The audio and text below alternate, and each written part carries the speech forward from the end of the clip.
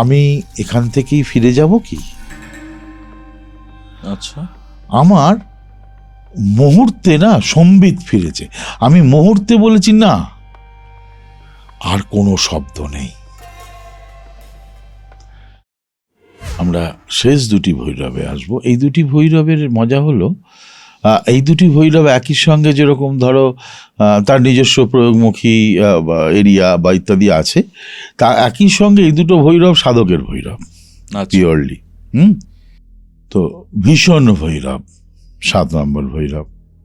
ভীষণ ভৈরব কিন্তু ওই হন্টেড জায়গা যদি হয়ে যায়, যেখানেতে বাড়িতে কেউ বাস করতেই পারছে না, সেই জায়গাটা আক্রান্ত হয়ে গেছে কোনোভাবে, সেক্ষেত্রে ভীষণ ভৈরবের প্রয়োগ দারুণ, যদি ভৈরব প্রয়োগ করতে হয়, দুর্দান্ত প্রয়োগ হয়। হ্যাঁ, তো ভীষণ ভৈরবের ফ্যাক্টরের মধ্যে আবার একই সঙ্গে এটাও দাঁড়ায় সাধকের জন্য ভীষণ ভৈরব সাধনা বা যারা করবেন তাদের জন্য এটা ভীষণ ফলপ্রদ। সাধনার একেবারে প্রাথমিক অবস্থা থেকে অনেকটা দিক সাধকের জীবনের খুলে যাবে। এবং যেটা সাধকের জীবনে ভীষণ ইম্পর্টেন্ট, সেটা হচ্ছে সাধক তার লক্ষ্যে এগিয়ে যেতে পারে তখন যদি না তার কর্ম আস্তে আস্তে নাশ হয়। তবে কর্ম যদি তার নাশ না হয় তাহলে সাধকের অগ্রগতি ব্যাহত হবে। আচ্ছা, ভীষণ ভৈরবের আরাধনা বা তাকে রেগুলার প্রণাম করা সাধকের কর্ম নাশের পক্ষে এক অপূর্ব ওষুধ। ঠিক আছে, ভালো কর্ম খারাপ কর্ম দুটোই নাশ হয়। কর্মের ক্ষেত্রে ভালো খারাপের কোনো আলাদা করে বিচার্য হয় না। কর্ম মানেই বোঝা, আর বোঝা যত তুমি হালকা করবে তত তুমি ঊর্ধ্বগতি পাবে। আচ্ছা, খুব ভারী হয়ে তুমি কি উঠতে পারবে না তো, তাহলে ভার তোমাকে কমাতে হবে।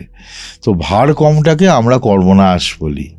তো এটা আমাদের যারা করবেন, ভীষণ ভৈরব করবেন, তাদের ক্ষেত্রে এটা একটা বাড়তি সুবিধে।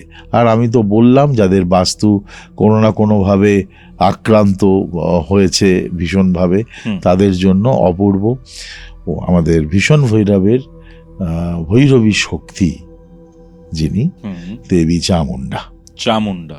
আমরা আসবো শেষ ভৈরবে, সংহার ভৈরব।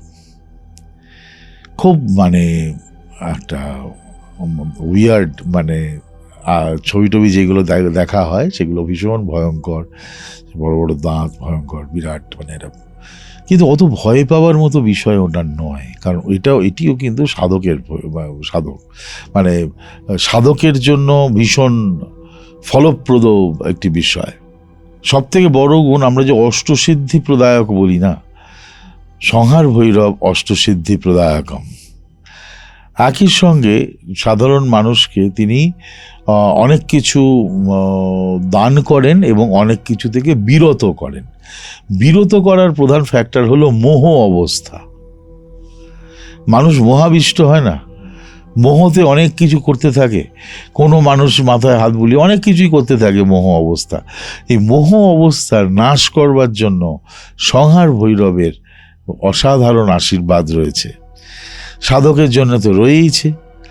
তা সংহার ভৈরব শুধুমাত্র প্রয়োগের জন্য ব্যবহার হয় না, সাধন জীবনে এর ব্যবহার সব থেকে বেশি। আচ্ছা, ঠিক আছে। হ্যাঁ, সংহার ভৈরবের ভৈরবী শক্তি হচ্ছে দেবী চণ্ডিকা। আচ্ছা, ঠিক আছে। তো দেখো সাধন ক্ষেত্রে কিন্তু এই দুই দেবদেবেরই একটা বড় ভূমিকা আছে। ঠিক আছে, আমরা চণ্ডিকার সাধনা করি, দেবী চণ্ডী যেরকমভাবে সাধারণ মা বউরা তো ব্রতই পালন করেন। এই বিপত্তারিণী চণ্ডী তো হাজার নাম, বিপত্তারিণী, মঙ্গলচণ্ডী, জয়চণ্ডী, দুনিয়ার চণ্ডী, তাই না? কেউ মঙ্গলবার, কেউ বৃহস্পতিবার, কেউ শনিবার করতেই থাকেন। সাধারণ গৃহস্থের ঘরে ঘরে এই দেবী শক্তি ঢুকে আছেন। একই সঙ্গে সংহার ভৈরবও ঢুকে আছেন। মানুষ যখন কোনো একটা মোহতে পড়ে কোনো ভুল কাজ করতে যায়, কখনো কখনো তার ভেতরে স্পার্ক করে, আমি কি ঠিক করছি? হ্যাঁ, ঠিক আছে। তো এটা সংহার ভৈরবের গুণ, তার শুভ আশীর্বাদী শক্তি মানুষের অন্তর্নিহিত চেতনাকে ওইভাবে জাগ্রত করে দেয়। আসলে আমি যে অষ্টভৈরবের কথা বললাম, এরা কেউ আমাদের থেকে বিচ্ছিন্ন নয়। আচ্ছা, প্রত্যেক মানুষের মধ্যে ভৈরব শক্তি বর্তমান।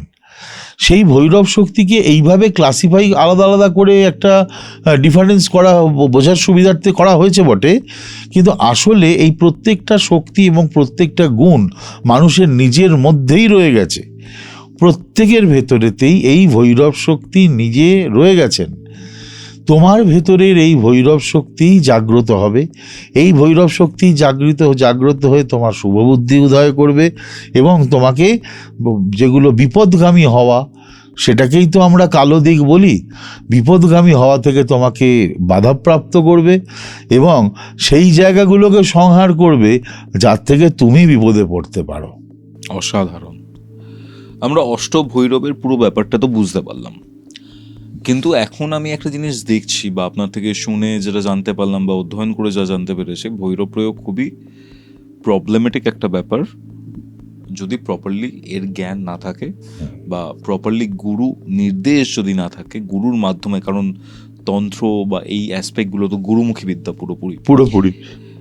এবার অনেক ক্ষেত্রে আমি দেখছি যে অনলাইনে অনেকে ভৈরবের যে সাধনার যে ব্যাপারটা রয়েছে সেই ব্যাপারটা শেখাচ্ছেন, এবং আমি এরকমও আমার বেশ কিছু সাবস্ক্রাইবার আমার সাথে যোগাযোগ করেছিলেন, তারা জানিয়েছেন এরকম অনলাইনে কিছু ব্যাপার স্যাপার দেখে তারা ভৈরব সাধনা শুরু করেছিল, বাট আফটার দ্যাট ওদের লাইফে অনেক বিপর্যয় নেমে এসেছে। বাট আপনি যেটা বললেন যে ভৈরব প্রয়োগের মাধ্যমে অনেক বেটার কিছু রেজাল্ট পাওয়া যেতে পারে, তাহলে আমি কি এটা বুঝবো যে ওদের সাধনাতে কোনো ভুল ছিল যার জন্য ওরা বাজে রেজাল্ট পেয়েছে, নাকি ভৈরব প্রয়োগ সবার ক্ষেত্রে বা ভৈরবের সাধনা সবার ক্ষেত্রে সুটেবল না? এই দুটোর দারুণ প্রশ্ন করেছো। আমি তোমার একটা জিনিস বলি, ভৈরব সাধনার ক্ষেত্রটা আমি নিশ্চয়ই বলছি, তার আগে তুমি একটা জিনিস মাথায় রাখো, যেটা সবাই আমরা জানি তাও মনে করাচ্ছি একটু। শুধু ভৈরব সাধনা কেন, এনিথিং, ভৈরব সাধনার কথা নিশ্চয়ই আমরা বলবো, এনিথিং। গুরু, তন্ত্রের ক্ষেত্রে গুরু প্রথমেতে অধিকারী নির্বাচন করেন। ওকে, কেন এটা গুরুমুখী? দেখো, তন্ত্র হচ্ছে খুব প্র্যাকটিক্যাল ফিল্ড। বেতারে কখনো নৃত্য শিক্ষা হয় না, এবার রেডিওতে নির্দেশ দিল আর তুমি নাচতে আরম্ভ করলে ঘরে, এরকম তো হবে না। তন্ত্র ঠিক ওই রকম ব্যাপার, কেউ কোনো এডুকেশন পারপাসে কিছু বলতেই পারেন, তার মানেই তুমি এটা শুনে একজন তন্ত্রবিদ এবং তান্ত্রিক হয়ে গেলে, এবং দুনিয়ার রিচুয়ালস, আমি এরকম মানুষকে দেখেছি যেটাই সে শোনে সেটাই সে প্র্যাকটিস করে। এটা খুব মহা মুশকিলের বিষয়, এক্স্যাক্টলি মহা মুশকিল বিষয়। একই সঙ্গে তুমি দুধ, ঘি, মাখন, বড় বড় মানে 2-4টে করে ডিম, মাছ, মাংস, মানে কিছু বাদ দিচ্ছ না, এত প্রোটিন তোমার একসঙ্গে। সবাই তো বলছে এইটা খুব ভালো, ঘি শরীরের জন্য ভালো, মাংস শরীরের জন্য ভালো, তুমি সব একসঙ্গে তালগোল পাকিয়ে যদি খেতে থাকো তাহলে কি হবে তোমার? যা হবে ঠিক এটাও তাই। তুমি যে এনার্জি তুমি হ্যান্ডেল করতে পারবে কি কোন এনার্জি তুমি হ্যান্ডেল করতে পারবে না, এটা তোমাকে গুরুর কাছ থেকেই জানতে হবে। সেটা মেবি সেটা ভৈরব শক্তি হতে পারে, সেটা ভৈরবী শক্তি হতে পারে, সেটা মহামায়া বিষ্ণু শক্তি হতে পারে, যে কোনো কিছু হতে পারে। ওকে, ম্যাক্সিমাম পিপল যে শক্তি সহজে হ্যান্ডেল করতে পারে সেটা হলো শিব শক্তি, কিন্তু ভৈরবকে হ্যান্ডেল করতে গেলে তোমাকে সেটা জানতে হবে। জানাবে কে না গুরু জানাবেন। তুমি গুরু খুঁজতে রাজি নও, এবং অনেকের আবার এরকম ভাবনা আছে, দীক্ষা টিক্ষাতে আমি খুব একটা বিশ্বাস করি না, কিন্তু আমি এই মন্ত্রোচ্চারণ করি, ঠিক আছে, খুব ভালো কথা। অনেকেই প্রচণ্ড ট্যালেন্টেড হতেই পারেন, কারোর প্রতিভা সাংঘাতিক হতেই পারে, আমার সে নিয়ে কোনো বক্তব্য নেই, কিন্তু বিষয়টা একটা ছোট্ট জিনিস দিয়ে আমি তোমায় বললে বুঝবে। ধরো এইরকম প্র্যাকটিস মাঝে মাঝে অনেকেই করতে থাকেন। শাস্ত্র বলছে গুরুর পরামর্শ ছাড়া এটা করবে না, তাহলে এটা কখনো কখনো তোমার হার্ম করতে পারে। তুমি দেখছো এপাশ ওপাশ ডান দিক, কই তোমার তো হার্ম হয়নি। আরও তো আমি অমুক দাদাকে অমুক কাকাকে দেখেছি, তিনিও করেন, তিনি তো এইসব দীক্ষা টিক্ষা নিয়ে শোনেননি, তারও তো হার্ম হয়নি। একদম ঠিক কথা। হার্মের রেশিও হয়তো 5 to 12%। আচ্ছা, তাহলে 100 জনের মধ্যে দেখা যাচ্ছে 70-80 জনের কি 90 জনের কিছু হয়নি, এদিকেও হয়নি ওইদিকেও হয়নি, হার্ম অন্তত হয়নি। 5 থেকে 12% মানুষের হয়েছে কিছু না কিছু। এবার আমরা কোন রেশিওর মধ্যে পড়বো তা তো জানি না। ওকে, আমি 80 থেকে 90% মধ্যে থাকবো, নাকি আমি 5 থেকে 12% মধ্যে যাব, সেটা জানা নেই। তা আমি কেন ওই রিস্কটা নেব হঠাৎ করে? এটা তো একটা এডুকেশন। ওই এডুকেশনটা আমি গ্রহণ করতে পারবো কি না সেটা আমাকে তার কাছ থেকে জানতে হবে, যিনি এই এডুকেশনটা দিতে পারেন। আমাকে সেটার জন্য অপেক্ষা করতে হবে বা বুঝতে হবে তার কাছে গিয়ে। আমরা সেটা, অনেকেই হয়তো সেটার ধৈর্য থাকে না বা করতে পারি না। তবে আমি সবসময় বলবো, গুরু পরামর্শ ছাড়া করবেন না। করলে অনেক রকম অসুবিধে আছে, আর অনেক রকম অসুবিধে আমি চোখে দেখেছি। আর সেই অসুবিধাগুলো থেকে গুরু ছাড়া কেউ বাঁচাতেও পারবে না। এই ধরনের অসুবিধা, হঠাৎ করে কিছু একটা করতে শুরু করে দিলাম, সেটা অসুবিধে তৈরি করতেই পারে। এই তৈরি করাটা হচ্ছে না ভালো। বাই চান্স আমরা কখনো চাইবো না যে কোনো অবস্থায় কোনো অসুবিধে তৈরি হোক কারোর। সেটার থেকে নিজেকে সাবধান বা বিরত রাখা প্রত্যেকের কর্তব্য। তাই এই অ্যাওয়ারনেসের জন্য এই কথাটা বললাম। কেউ তার ইচ্ছে যা ইচ্ছেই করতে পারেন, কিন্তু তিনি তার নিজের কথা, তার পরিবারের কথা ভাবুন, ভেবে করুন যে সেটা করাটা যুক্তিযুক্ত হবে কিনা বা কোনো উপযুক্ত কারোর পরামর্শ নেওয়া হবে কিনা। ঠিক আছে? ইদানিংকালে তো ধরো এই ভৈরব দীক্ষা বা মহাবিদ্যা বা যাই হোক, তার যে পুরো রিচুয়াল সবসময় সবাই যে মনে করে, মানে একদম মেপে মেপে সেইটা মেনটেন করে যে দীক্ষা কর্ম চলছে, ঠিক ওরকমটা তো নয়। আর এই যে আমি যে প্রশ্নটা করেছিলাম, ভৈরব সাধনার পর বা অনলাইনে দেখে এই যে রিচুয়ালসটা স্টার্ট করলো, সেটার পরে অনেক ধরনের প্রবলেমেটিক ব্যাপার স্যাপার ঘটছে। সেটা এই 5 থেকে 12% যাদের প্রবলেম হতে পারে, আমি সেই ক্যাটাগরিতে কনসিডার করছি। বাট এই যে ভৈরব সাধনা, আপনি অ্যাজ আ গুরু কাদেরকে সাজেস্ট করেন যে তুমি ভৈরব সাধনা করবে নাকি তুমি দেবী শক্তির সাধনা করবে? কারণ আপনি দুটোই করান, আমি যা জানি। হ্যাঁ, গুরু পরম্পরা থেকে ওটা বোঝার চেষ্টা করতে হয় কে কোনটা হ্যান্ডেল করতে পারবে। এখনো পর্যন্ত ভৈরব সাধনা আমি হয়তো অনেককেই দিয়েছি, কিন্তু একদম ডিরেক্ট ভৈরব সাধনা পেয়েছে এইরকম আমার শিষ্য সংখ্যা হয়তো, খুব ভুল না করলে বোধহয় 2 জন। এতজন শিষ্যের মধ্যে? হ্যাঁ, যারা 2 জন ডিরেক্ট ভৈরব সাধনা পেয়েছে, কিন্তু ম্যাক্সিমাম সময় সেটা হয়নি। সে অন্যান্য সাধনাতে নিজেকে আগে তৈরি করেছে, তারপর সে ভৈরব সাধনায় এসছে। ঠিক আছে?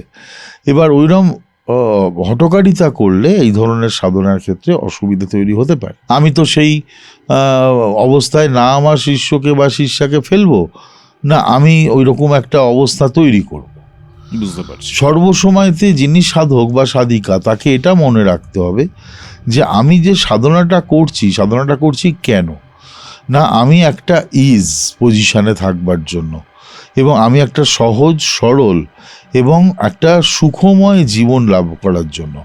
সুখময় জীবন মানে আমি কিন্তু সমৃদ্ধশালী জীবনের কথা বলছি না, যে অনেক ব্যাংক ব্যালেন্স, অনেকগুলো গাড়ি, অনেকগুলো টাকা, এই জন্য আমি সাধনা করছি, ঠিক ওরকমটা নয়। কিন্তু অন্তত আমি শান্তিপূর্ণ জীবন পাচ্ছি কিছুটা, পুরোটা না হলেও। কারণ সাধকের জীবন পুরোপুরি শান্তিপূর্ণ নাও হতে পারে। পুরো শান্তিপূর্ণ হয়ে গেলে সাধকের আর সাধনা হয় না। আর সাধক তখন পুরো শান্তি পায় যখন সে সমস্ত কিছুর থেকে নিজেকে ঊর্ধ্বে রাখতে পারে। তার আগে সাধক কখনো শান্তি পায় না। ওকে, ঠিক আছে? ভৈরব সাধনার ক্ষেত্রে এটা একটা খুব ইম্পর্টেন্ট ফ্যাক্টর। ও সাধককে ধীরে ধীরে, যদি ভৈরবের সাধক কেউ হন, সাধককে ধীরে ধীরে সে স্বাভাবিক যে আমাদের মেটেরিয়াল ওয়ার্ল্ড, তার থেকে সে ধীরে ধীরে তাকে আলাদা করবে। তাহলে সেই ক্ষেত্রে তো চাকরি, ফ্যামিলি, রিলেশনশিপ না, সবই আছে। আমার এক শিষ্য আছে যে প্রথমে পেয়েছিল তারা, দীক্ষা পেয়েছিল আমার থেকে। তার অনেক পরে সে কিন্তু মহাকালে দীক্ষা দিয়েছিলাম তাকে আমি। সেটা পাওয়ার পরেতে সে কিন্তু চাকরিতে তার প্রভূত উন্নতি, প্রভূত মানে সেটা ভাবার বাইরে।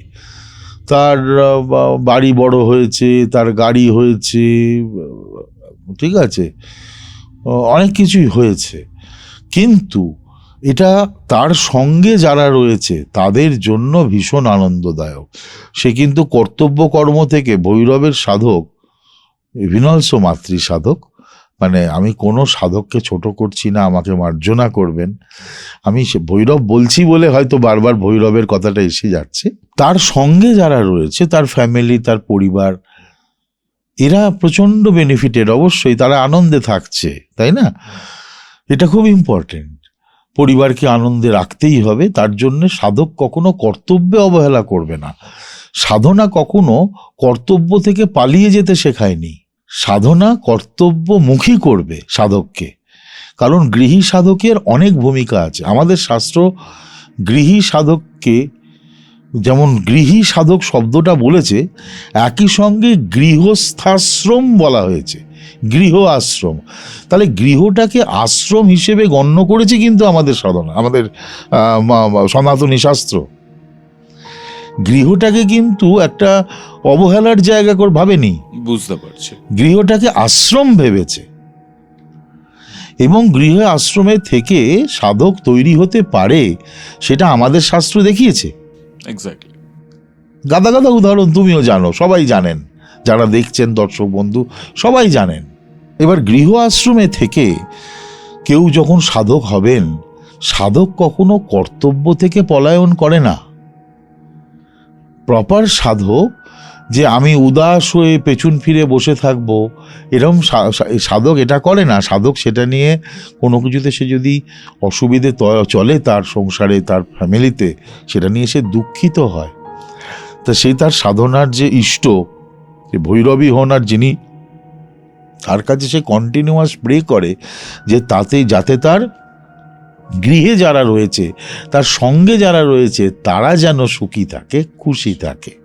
তার মানে এই যে টোটাল ব্যাপারটা মহারাজ, সেটা হচ্ছে যারা প্রপার গাইডেন্স ছাড়া এর মধ্যে ইনভলভ হবে, ইনডিসিপ্লিন ফ্যাক্টর তৈরি হবে, ইনডিসিপ্লিন থাকবে, সেই ক্ষেত্রে অ্যাডভার্স এফেক্টটা আসবে।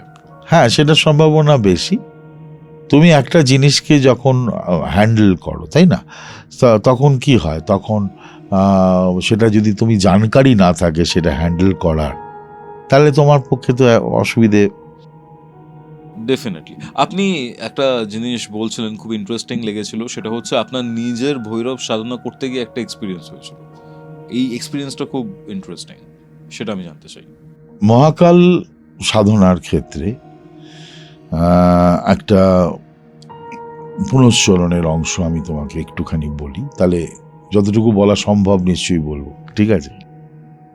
সেটা হচ্ছে যে ওটা একদম পাহাড়িতে হয়েছিল, মানে ওই সাধনার অংশটা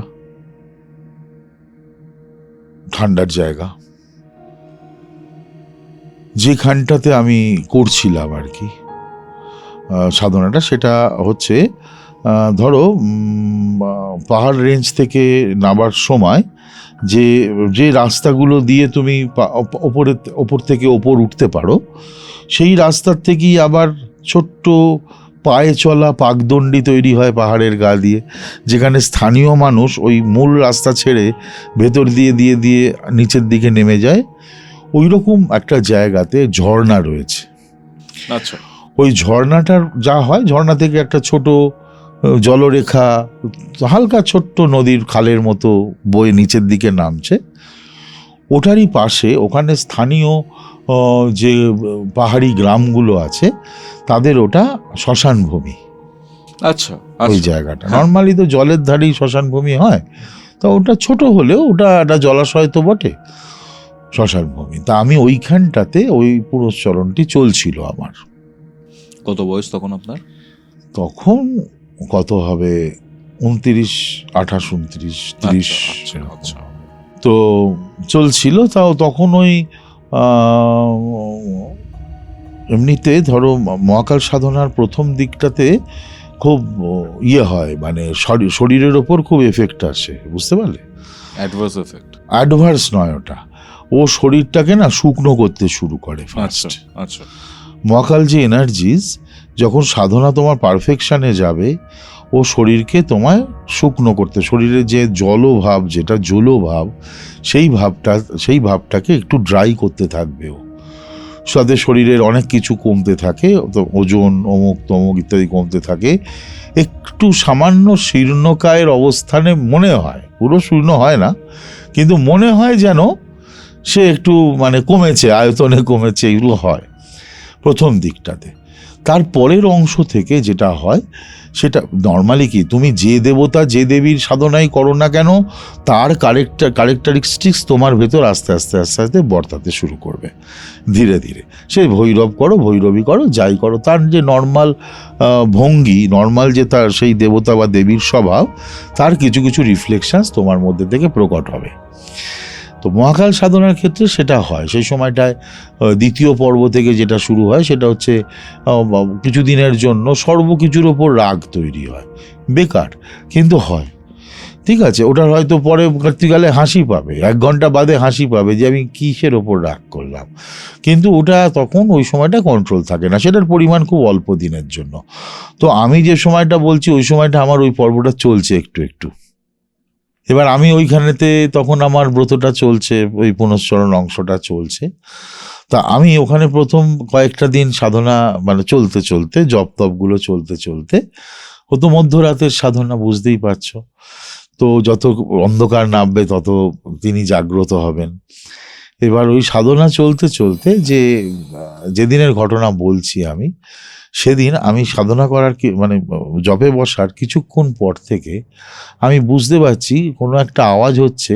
ওই এমনিতে তো ধরো পাহাড়ি ঝর্ণার নদী, তো ও তো আর ভাঁটা হয় না, ওপর থেকে নিচে জল নামছে, ফলে জলস্রোতের একটা আওয়াজ আসেই।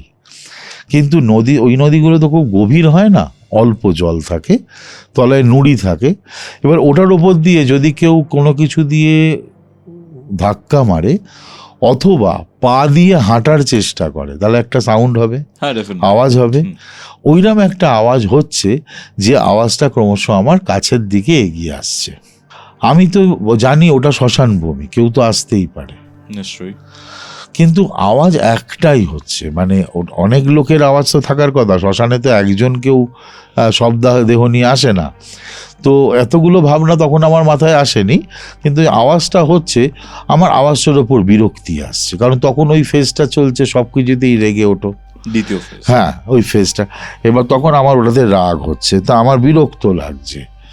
তো আমি যখন বেশ মানে শব্দটা যখন আমার কাছে বেশ বিরক্তিদায়ক, তখন আমি যার সাধনা করছি আর গুরুকে আমি নিজেই বলছি, মানে প্রে করছি যে প্রভু এই আওয়াজগুলো থামিয়ে দাও, আমি বিরক্ত হচ্ছি, বারবার ওই আওয়াজ হলে আমার মন্ত্র উচ্চারণ অসুবিধা হয়ে যাচ্ছে। কয়েকটা সেকেন্ড গেছে, একটা ভয়েস একটু দূর থেকে, ডিস্টেন্স থেকে, খুব হালকা কিন্তু কানে তার তীব্রতা আছে, হিন্দিতে, যেটি কয়েক মানে ঝড়ের মতো তীব্র স্বরে বলছে, আমি এখান থেকেই ফিরে যাব কি? আচ্ছা, আমার মুহূর্তে না সম্বিত ফিরেছে। আমি মুহূর্তে বলেছি না, আর কোনো শব্দ নেই। ওই দিন আমি যখন খুব মন খারাপ হয়ে গেছে, আমি ঠিক বুঝতে পারছি না কে আসতে চাইছিলেন আর কে আমাকে এটা বললেন, সেটা আমার গুরু নাকি অন্য কেউ, আমি জানি না কে। আমি তো প্রায় একটু মন খারাপ করেই আমার জপ পর্ব শেষ করে ফিরে এবার যে ধর্মশালায় থেকেছি, এবার ওই থাকাটা তো মানে জানো তো পাহাড়ি ধর্মশালাগুলো কিরম হয়, ওই কম্বল পাতা থাকে খড় দিয়ে পর আর কি, তো ওই ডরমিটারির মতো আর কি ধরে নাও খানিকটা। তো আমি শুয়েছি, তা সারারাতির জায়গা থাকে, একটু ঠান্ডার জায়গা, ঘুম এসে যায় কিছুক্ষণ বাদে।